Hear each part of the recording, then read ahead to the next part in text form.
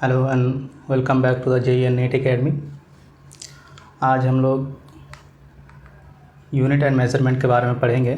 Last class में हम लोगों ने मैटर के बारे में पढ़ा था, तो आज हम लोग मैटर का एक दो प्रॉपर्टीज़ और रह गए हैं, उसको हम लोग पढ़ लेते हैं, फिर यूनिट एंड मेजरमेंट पे आएंगे।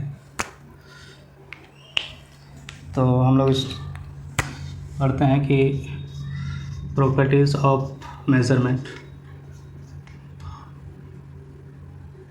प्रॉपर्टीज़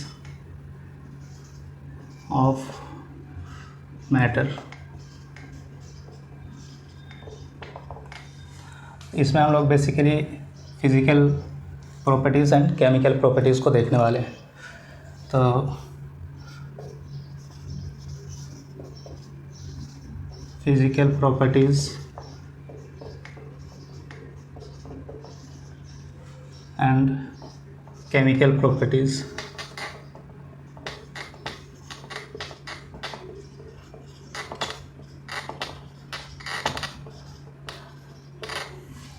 अब ये फिज़िकल प्रॉपर्टीज़ और केमिकल प्रॉपर्टीज़ क्या होता है?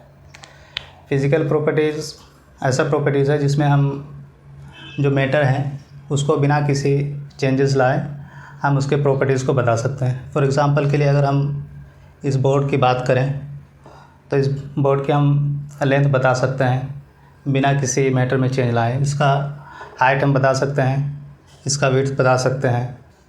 केमिकल प्रॉपर्टीज़ की बात करें तो इसमें हमें मैटर के में कुछ चेंजेस लाने पड़ेंगे, तभी हमें पता चल पाएगा कि उसके केमिकल प्रॉपर्टीज़ क्या हैं। फॉर एग्ज़ाम्पल के लिए अगर आप एसिड को पता करना चाहें कि एसिड है या फिर बेस है, तो आप जनरली उसको फिज़िकली टच करके या टेस्ट करके नहीं बता सकते हैं। तो उसके लिए हमें केमिकल रिएक्शन की ज़रूरत पड़ेगी। तो हम लोगों ने 9th 10th में पढ़ा है कि जो एसिड होता है और बेस होता है, अगर उन दोनों को रिएक्ट कराएंगे तो हमें सॉल्ट प्लस वाटर मिलेगा। तो अगर हम किन्हीं दो चीज़ों को मिलाते हैं, उसमें से हमें एक चीज़ पता है कि एक एसिड है और दूसरी चीज़ों के बारे में हमें पता करना है कि ये बेस है या नहीं है, तो उनके साथ अगर उनको हम रिएक्ट कराएंगे और अगर वो सॉल्ट और वाटर देता है तो हम बता सकते हैं कि ये बेस है। या फिर एक चीज़ मेरे पास बेस है और दूसरी चीज़ों का हमें पता करना है कि ये एसिड है या नहीं है, तो उसके लिए हम फिर उसे बेस से रिएक्ट कराएंगे। अगर वो सॉल्ट प्लस वाटर देता है तो हमें पता चल सकता है कि वो एसिड है। तो फिज़िकल प्रॉपर्टीज़ पता करने के लिए इसमें हमें किसी भी चेंजेस की ज़रूरत नहीं होती। It observe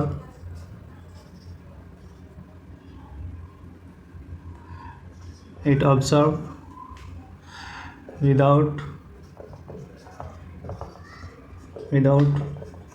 making any change of matter. For example length, आपका हाइट,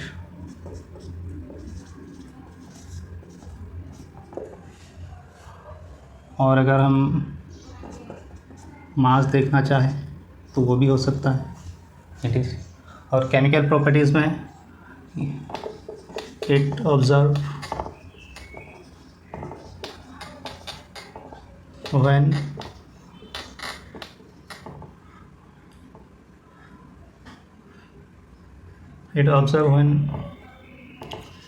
some chemical changes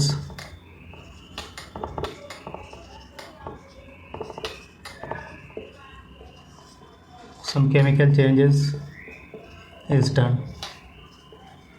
यानी हमें केमिकल प्रॉपर्टीज़ पता करने के लिए जब तक कोई भी केमिकल चेंजेस नहीं करेंगे तो हम नहीं बता सकते हैं केमिकल प्रॉपर्टीज़ के बारे में। फॉर एग्ज़ाम्पल के लिए अगर हम हाइड्रोजन प्लस ऑक्सीजन को रिएक्ट करते हैं तो हमें ये पता है कि ये हमें वाटर देता है H2।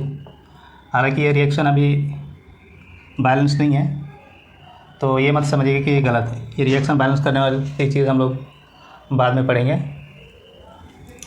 और दूसरा एग्ज़ाम्पल है, अगर हमें पता है कि एक एसिड है और दूसरे के बारे में हमें पता करना है कि वह बेस या नहीं है, तो हम उस चीज़ को मिलाएंगे।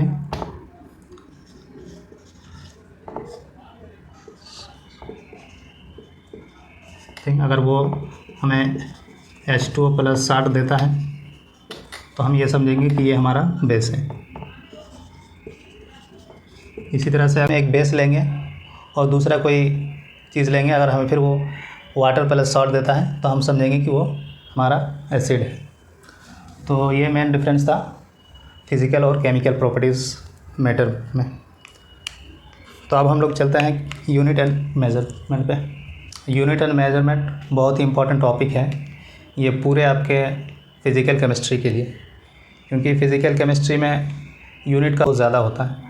अगर आपको यूनिट नहीं पता होता है तो आपको प्रॉब्लम सॉल्व करने में काफ़ी दिक्कत आ सकती है, क्योंकि यूनिट का कन्वर्ज़न इसमें बहुत ज़्यादा होता है। आपको मीटर में दिया हुआ रहेगा, आपको मिलीमीटर में पूछा जाएगा, आपको इंच में दिया हुआ रहेगा, आपको मीटर में पूछा जाएगा, तो आपको यूनिट कन्वर्ज़न आना चाहिए। तो चलिए हम देखते हैं कि यूनिट कितने तरह के होते हैं और क्या क्या। एक मैट्रिक सिस्टम होता है, मैट्रिक सिस्टम होता है, और आपका एक इंग्लिश सिस्टम होता है।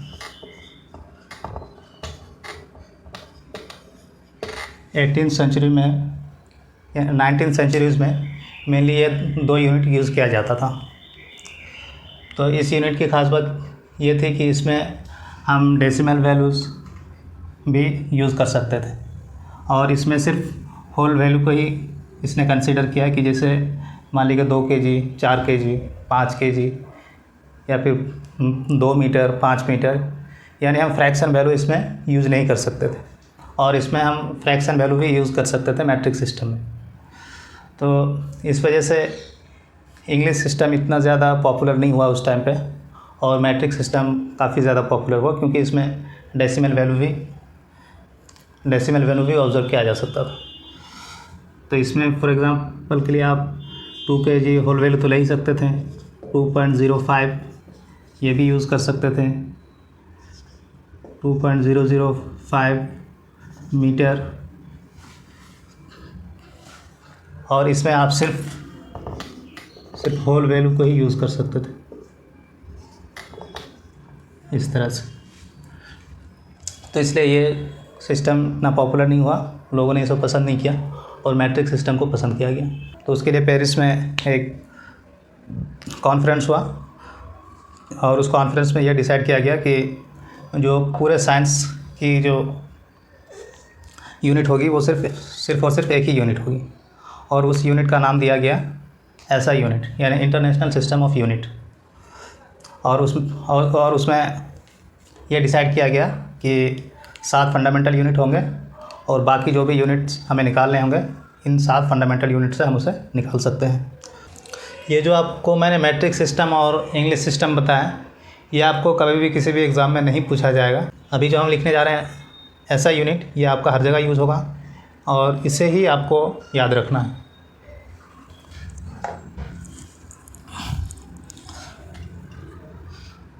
इंटरनेशनल सिस्टम ऑफ यूनिट, इसी को हम लोग बोलते हैं SI unit. 11th general conference जो फ्रांस में हुआ था उसमें यह डिसाइड हुआ था, general conference of weight and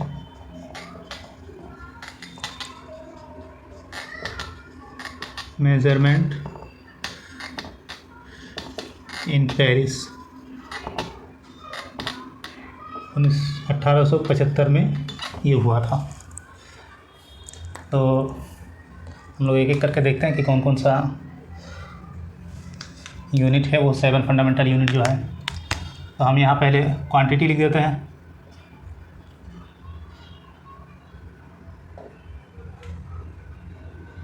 और यहाँ सिंबल लिख देते हैं उनका, यहाँ यूनिट लिख देते हैं, यानी ऐसा यूनिट और सिंबल ऑफ ऐसा unit, symbol of SI unit, ये बेस क्वांटिटी है या फंडामेंटल क्वांटिटी कुछ भी बोल सकते हैं। अब इसमें जो पहला आता है आपका, वो आता है आपका लेंथ।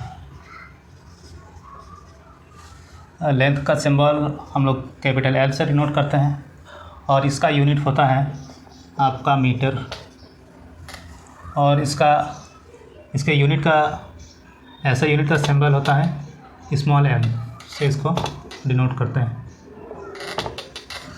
दूसरा आपका आता है मास, इसको हम लोग कैपिटल एम से डिनोट करते हैं और इसका यूनिट होता है किलोग्राम,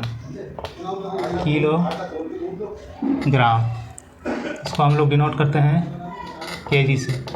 ध्यान रखिए एक के जो है कैपिटल है। तीसरा आता है आपका टेम्परेचर को हम लोग कैपिटल टी से डिनोट करते हैं, इसका ऐसा यूनिट होता है केल्विन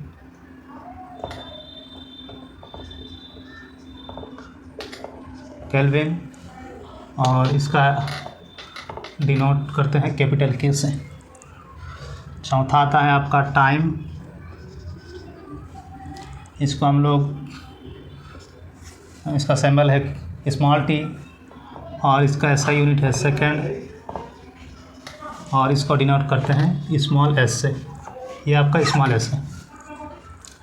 चौथा आता है आपका, चौथा तो हो गया, पांचवा आता है आपका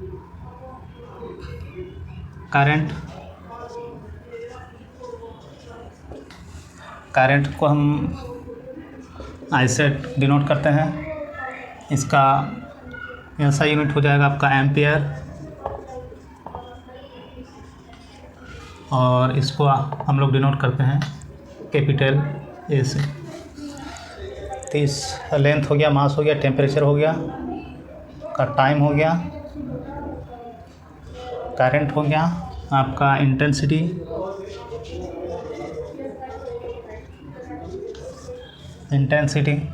इंटेंसिटी को हम लोग डिनोट करते हैं आईवी से और इसका जो ऐसा यूनिट है कैंडेला है और इसको कैपिटल सी और स्मॉल डी से डिनोट करते हैं।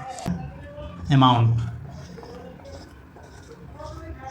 किसी भी चीज़ का कितना अमाउंट है वो उसको हम लोग डिनोट करते हैं एन से, स्मॉल एन।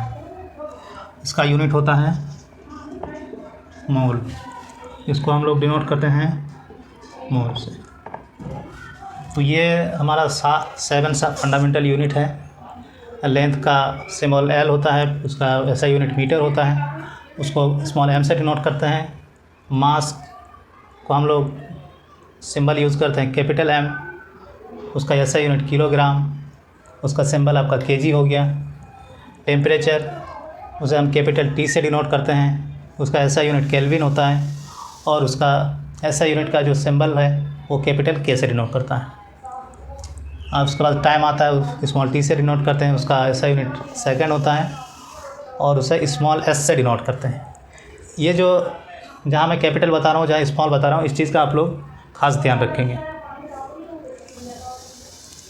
और इलेक्ट्रिक करंट या फिर हम उसे करंट बोल सकते हैं, उसको आई से डिनोट करते हैं, उसका ऐसा यूनिट एम्पियर है और उसको डिनोट करते हैं कैपिटल ए से। इंटेंसिटी को आईवी से हम लोग डिनोट करते हैं, उसका आपका ऐसा यूनिट कैंडेला है और सिंबल है कैपिटल सी और स्मॉल डी। और अमाउंट्स, ये बहुत ही ज़्यादा इम्पॉर्टेंट है, आपका फिज़िकल केमिस्ट्री में ये बहुत ज़्यादा यूज़ होगा।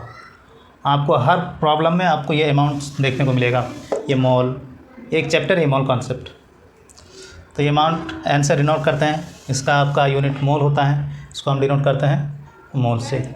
यहाँ ई होता है, यहाँ पे ई नहीं होता है, बस इतना सा फर्क है। तो ये था हमारा 7 फंडामेंटल यूनिट। और जो दूसरे यूनिट्स अगर हम निकालना चाहें, जैसे वॉल्यूम हो गया, आपका डेंसिटी हो गया, या फिर और भी जो दूसरे यूनिट्स हैं, इसके अलावा उसे हम इन्हीं 7 यूनिट से हम ड्राइव करके उसे निकाल सकते हैं, और ये हम लोग अगले लेक्चर में देखने वाले हैं। तो अब हम लोग एक प्रीफिक्स जो है केमिस्ट्री में बहुत ज़्यादा यूज़ होता है ऐसा यूनिट में, तो उसको हम लोग थोड़ा सा देख लेते हैं। Prefix used in SI unit. तो ये कुछ प्रीफिक्स हैं जो कि SI यूनिट में फ्रिक्वेंटली यूज़ होता है। 10⁻⁻12 को पिको बोलते हैं, उसे P से डिनोट करते हैं। 10⁻⁹ को नैनो बोलते हैं, और उसका n से स्मॉल n से डिनोट करते हैं। और 10⁻⁻6 को माइक्रो बोलते हैं, उसे म्यू से डिनोट करते हैं। ये म्यू है। 10⁻⁻3 को मिली बोलते हैं, उसे स्मॉल m से डिनोट करते हैं। 10⁻⁻2 को सेंटी बोलते हैं, उसे C से डिनोट करते हैं। 10⁻⁻1 डेसी, उसे D से डिनोट करते हैं। और 10 को डेका बोलते हैं। 10⁻2 उसको हेक्टो बोलते हैं, S से डिनोट करते हैं। 10⁻3 उसको किलो बोलते हैं। 10⁻6 इसको मेगा बोलते हैं। और 10⁻9 इसको गीगा बोलते हैं। 10⁻12 इसको टेरा बोलते हैं। तो ये आप लोग इसको थोड़ा थोड़ा रिवाइज करते रहिएगा ताकि आपको ये चीज़ें याद हो जाए। ये चीज़ें आपको काफ़ी यूज़ होती है, ख़ास करके आपका एक ये वाला, एक ये, और ये सब तो आपको पता ही है। और ये 3 काफ़ी ज़्यादा यूज़ होते हैं। ये 3 आप लोगों को याद होना चाहिए कि 10⁻⁹ को नैनो बोलते हैं, 10⁻⁻6 को माइक्रो बोलते हैं, और 10⁻6 होता है उसको मेगा बोलते हैं।